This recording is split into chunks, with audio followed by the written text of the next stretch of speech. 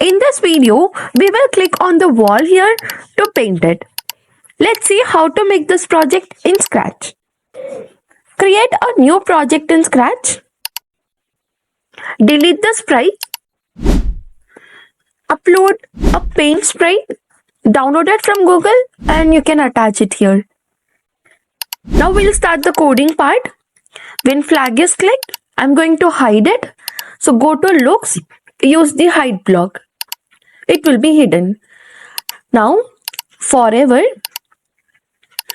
if go to sensing and use this mouse down, which means if I click the mouse, I have to create copies.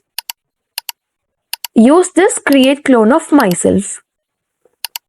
When I start as a clone,